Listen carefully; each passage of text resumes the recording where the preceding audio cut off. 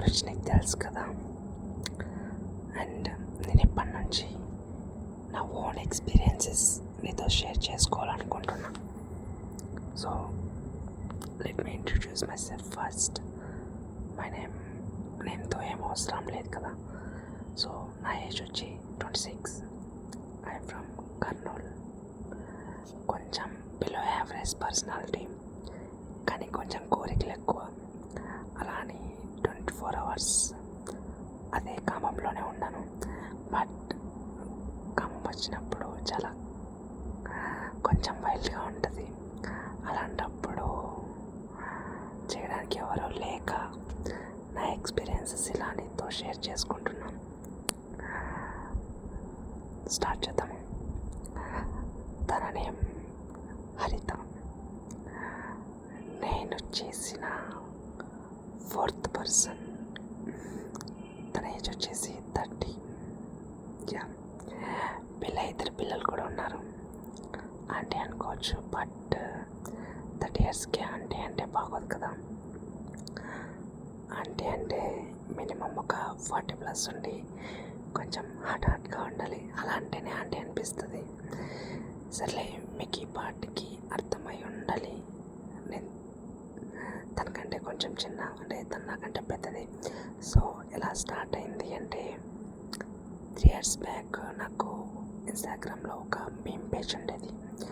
అందులో కొంచెం ఫన్నీగా, ఎమోషనల్గా, రొమాంటిక్గా మీమ్స్ వేసేవాడిని. తను అవి చూసి కామెంట్ చేసేది, నేను కూడా రిప్లై ఇచ్చేవాడిని. అలా కామెంట్స్ నుంచి ఒకసారి నేను పోస్ట్లో మీమ్స్లో ఒకసారి చెప్పాను నేను కూడా కర్నూలు అని. సో కర్నూలు మేము వేస్తే, ఓ మీది కూడా కర్నూలేనా అని మెసేజ్ చేసింది. సో తనది కూడా కర్నూలే అంట. సో అక్కడి నుంచి చిన్నగా మెసేజెస్ స్టార్ట్ అయ్యాయి. నేను ఫస్ట్ బ్రో అనేవాడిని, ఎందుకంటే తను వాళ్ళ ఆయన ఇన్స్టాగ్రామ్ అకౌంట్తో ఫాలో అయ్యేది. సో వాళ్ళ ఆయన అకౌంట్తోనే నాకు మెసేజ్ చేసేది. తర్వాత తనే చెప్పింది, నేను ఇలా బ్రో అనడం ఇష్టం లేదు, నేను బాయ్ని కాదు గర్ల్ని, సిస్టర్ని అన్నట్టు అనింది. సో సిస్ అని పిల్లో అనింది. మనకు కూడా తెలియని వాళ్ళకి రెస్పెక్ట్ ఇవ్వడం అలవాటు కదా. సో అప్పటి వరకు నాకు ఆమె ఎవరో కూడా తెలియదు కాబట్టి, ఎలా ఉంటుందో కూడా తెలియదు కాబట్టి జెన్యూన్గానే నేను కూడా అక్క అని పిలిచేవాడిని. తను కూడా తమ్ముడు అనేది. అలా అప్పుడప్పుడు చాట్స్ జరిగేవి క్యాజువల్గా. తిన్నావా, ఏం చేస్తున్నావు, ఎక్కడ అని. నేను జాబ్ ప్రిపరేషన్లో ఉన్నా అని చెప్పాను. బట్ నేను అప్పటికే జాబ్ చేస్తున్నా. సో ఒక ప్రైవేట్ కంపెనీలో జాబ్ చేస్తున్నా. సో తను చెప్తే తన ఫ్యామిలీ గురించి తను చెప్పింది. హస్బెండ్ కూడా ఏదో ప్రైవేట్ సెక్టర్లో వర్క్ చేస్తున్నాడని చెప్పింది. ఈమె హౌస్ వైఫ్. అప్పటికి ఒక బాబు ఉన్నాడు. ఈమె 10th వరకు ఏమో చదివింది. 18 yearsకే మ్యారేజ్ చేశారు. బాబు ఏజ్ అప్పటికి 6 years ఉంటుంది. ఇలా క్యాజువల్గా చాట్స్ నడుస్తున్నాయి. ఒకరోజు నేను నా ఫ్రెండ్ని కలవడానికి ఆమె ఉండే ఏరియాకి వెళ్ళాను. సో అటువైపు వెళ్ళాను. అప్పుడు ఎందుకు అనుకోకుండా గుర్తొచ్చింది, హాయ్ అక్క, నేను మీ ఏరియాలోనే ఉన్నా అని మెసేజ్ చేశా ఇన్స్టాలో. తను కాసేపటికి చూసుకొని, హాయ్ ఎక్కడ ఉన్నావు, ఎందుకు వచ్చావు, ఇలాంటి క్వశ్చన్స్ అడిగి, అక్కడే ఉంటావా, కలుస్తామంది. నాకు ఫస్ట్ అర్థం కాలేదు, ఎందుకక్క అన్నాను. ఏమో మీమ్స్ వేస్తావు కదా, చూద్దాం ఎలా ఉంటావో అని అంది. నేను కూడా సరే అక్క, ఇక్కడ ఒక సూపర్ మార్కెట్ ఉంది, అందులో వస్తారా అని అడిగా. అక్కడే ఉండు, వస్తా నేను అని చెప్పింది. నేను కూడా సరే అక్కని ఇక్కడ లోపల సూపర్ మార్కెట్లోకి వెళ్ళి క్యాజువల్గా అటు ఇటు తిరుగుతున్నా. ఆల్మోస్ట్ ఒక 15 minutes తర్వాత కాల్ చేసింది ఇన్స్టా నుండి. ఎక్కడ ఉన్నావు అంటే నేను చెప్పా. తను ఎంట్రీ దగ్గర ఉన్నా అంటే నేను ఎంట్రీ దగ్గర చూసి హ్యాండ్ చూపించా, అక్క ఇక్కడ ఉన్నా అన్నట్టు. కాల్లోనే మొత్తం ఫస్ట్ టైం తనని చూడటం. ఒక యావరేజ్ తెలుగు హౌస్ వైఫ్. అప్పటికి నాకు తన మీద ఎలాంటి సెక్సువల్ ఫీలింగ్స్ ఏం లేవు కాబట్టి సైజులు షేప్లు ఇవన్నీ ఏం పట్టించుకోవట్లేదు, అసలు చూడలేదు. పద్ధతిగా చీర కట్టుకొని మామూలుగా తల స్నానం చేశాక పూజ చేసిన అమ్మాయిలు ఎలా ఉంటారో అలా ఉంది. నన్ను చూసి దగ్గరకు వచ్చి అలా వస్తున్నప్పుడే చుట్టుపక్కల చూస్తుంది. తను ఎందుకో బాగా టెన్షన్ పడుతుంది, ఫుల్ భయంగా ఉందన్నమాట.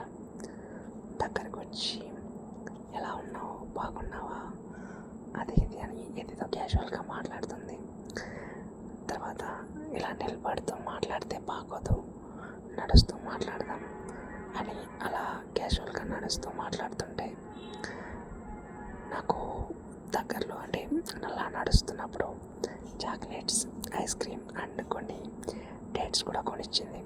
ఎందుకక్క ఇవన్నీ, వద్దులే అన్న, ఫస్ట్ టైం కలిసాం కదరా తీసుకో అని ఇచ్చేసింది. సర్లే అని తీసుకొని తనే బిల్ పే చేసింది. సో బయటకు వచ్చాం. అంటే ఇదంతా వితిన్ ఒక 5 minutesలో అయిపోయింది మీటింగ్. సో బయటకు వచ్చాక కూడా ఫుల్ టెన్షన్ పడుతుంది. ఎందుకక్క అంతలా టెన్షన్ పడుతున్నావు అంటే ఎవరైనా చూస్తే బాగోదేమో అని ఏదేదో చెప్పింది. సరే అక్క అయితే నేను వెళ్ళనా అని అడిగా. సరే ఎక్కడ ఉంటావు అని నా అడ్రస్ అడిగింది. సో నేను చెప్పేసా క్యాజువల్గానే. తను అడిగితే దగ్గరలోనే ఉంటా అని చెప్పింది. తన హ్యాండ్లో ఏవో పేపర్స్ కనిపించాయి. నేను అవి చూసి అవేంటక్క అని అడిగితే హాస్పిటల్ రిపోర్ట్స్ అని చెప్పింది. నేను అది చెకప్కి వెళ్ళొస్తున్నా అని చెప్పి ఇలా బయటికి వచ్చాను. సో హాస్పిటల్ వచ్చిన తర్వాత వస్తూ నేను మెసేజ్ చూశాను. సో కలవాలనిపించింది. రీజన్ లేకుండా నన్ను ఎప్పుడు బయటికి పంపరు. సో ఎలాగో వచ్చా కాబట్టి నువ్వు కూడా ఇదే టైంకి ఉన్నావు కాబట్టి నిన్ను చూడాలనిపించింది, అందుకే ఇలా వచ్చాను అనింది. సో నేను అడిగా, హాస్పిటల్కి ఎందుకు వెళ్తారక్క, ఏమైనా ప్రాబ్లమా అని. తను తర్వాత చెప్తాలే అని టెన్షన్ పడుతుంటే సరే అక్క నేను వెళ్ళొస్తా అన్నాను. సరే అని తను కూడా వెళ్ళింది. నేను కూడా వచ్చేసాను. నిజంగా చెప్తున్నా, దాని మీద నాకు అప్పటి వరకు ఏ ఫీలింగ్స్ లేవు. బట్ తను అలా టెన్షన్ పడటం, నన్ను కలవాలనుకోవడం, ఇవన్నీ చూసి నాకెందుకో ఎక్కడో లోపల ఉన్న దట్ లస్టీ ఫెలో, దట్ కామంతుడు మెల్లగా నిద్రలేస్తూ ఉన్నాడనమాట. కానీ నన్ను నేనే కంట్రోల్ చేసుకున్నా. వద్దు అందరు ఇలానే ఉండరు, ఎందుకంటే బ్యాడ్గా అనుకోవడం మంచిది కాదు. అలా ఆలోచనలు అలానే తొక్కిపెట్టి నా రూమ్కి వచ్చేసాను. నెక్స్ట్ డే క్యాజువల్గా మెసేజ్ చేసింది. నేను అప్పుడు అడిగా, హాస్పిటల్కి ఎందుకక్క, ఏమైనా ప్రాబ్లమా అంటే తనకి దాన్ని ఏమంటారు తెలుగులో, గర్భాశయం. సో ఆ గర్భాశయంలో వాటర్ బబుల్స్ ఉన్నాయంట. అందుకే సెకండ్ ప్రెగ్నెన్సీకి బేబీ సరిగ్గా పుట్టక చనిపోయింది అంట. అందుకే ఈసారి ట్రీట్మెంట్ తీసుకుంటుందంట. అందుకే హాస్పిటల్కి వెళ్ళింది అని చెప్పింది. సో సెకండ్ బేబీ కోసం ఆల్మోస్ట్ ఒక 3 years నుంచి ట్రై చేస్తున్నాం అని చెప్పింది. ఇప్పుడు కూడా మళ్ళీ నాలోని పడుకున్న దట్ కామాంతుడు కొంచెం కదిలాడనమాట. అంటే ఒకసారి అబ్జర్వ్ చేయి ఎలా ఉంది ఇది అంటే, ఇదేదో మనకు సెట్ అవుతుంది అన్నట్టు అనిపించింది కదా. అంటే ఒక బాయ్స్ థింగ్స్ ఇలా ఉంటాయి కదా. But it's too early. Just తన ప్రాబ్లం షేర్ చేసుకున్నంత మాత్రాన తనకి నాతో చేసుకొని పిల్లల్ని కనాలని ఉంది అనుకోవడం మూర్ఖత్వం కదా. సో అలా అనిపించింది. నేను జస్ట్ ప్రాబ్లం తెలుసుకొని ఏం కాదులే అక్క, ఈసారి ఖచ్చితంగా మంచి హెల్తీ బాబు పుడతాడని చెప్పి తనని కొంచెం కన్సోల్ చేశాను. థ్యాంక్ యూ తమ్ముడు అని చెప్పేది తను కూడా. సో కట్ చేస్తే 3 years later, అంటే ఒక 3 months బ్యాక్ అర్ధరాత్రి 3 o'clock అయినప్పుడు వాళ్ళ ఇంట్లో చల్లగా కూలర్ వేసి పడుకోబెట్టి వాళ్ళ డోర్ క్లోజ్ చేసి వాళ్ళ ఇంట్లో వాళ్ళ హాల్లోనే అప్పటికి థర్డ్ రౌండ్ మూడోసారి ముచ్చటగా మూడోసారి తనివి తీరా ఇంకా చెప్పాలంటే కసిగా చేసి తనలోనే నేను పెట్టేసి నాది తన లోతుగా తింపి అలానే కాచేసి చెమటలు పట్టిన తన బాడీ మీద అలానే కొంచెం రబ్ చేసుకుంటూ తన కళ్ళలోకి చూస్తూ నాది కింద అలానే పొడుస్తూ అడిగా ఫస్ట్ టైం మనం కలిసినప్పుడు అనుకున్నావా నేను నిన్ను ఇలా నీ ఇంటికి వచ్చి నిన్ను ఇంత కసిగా యూట్యూబ్ యాక్సెప్ట్ చేయడు కాబట్టి దట్ వాట్ నువ్వే అనుకో. నేనన్నా నిన్ను ఇంత కసిగా అని నీకు అప్పుడు తెలుసా అని తను ఏం చెప్పిందంటే నెక్స్ట్ ఎపిసోడ్లో చెప్తా. నా ఎక్స్పీరియన్స్ ఇంకా చాలా ఉన్నాయి, నేను జెన్యున్గా షేర్ చేసుకోవాలనుకుంటున్నా. సో కొంచెం ఎంకరేజ్ చేయండి. అండ్ నేను డైలీ రెగ్యులర్ అప్డేట్స్ ఇవ్వలేను, అలానే మధ్యలో వదిలేసి వెళ్ళను.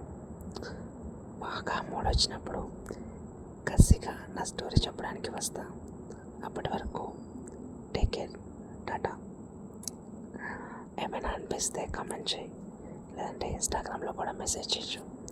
Thank you for watching. Good night.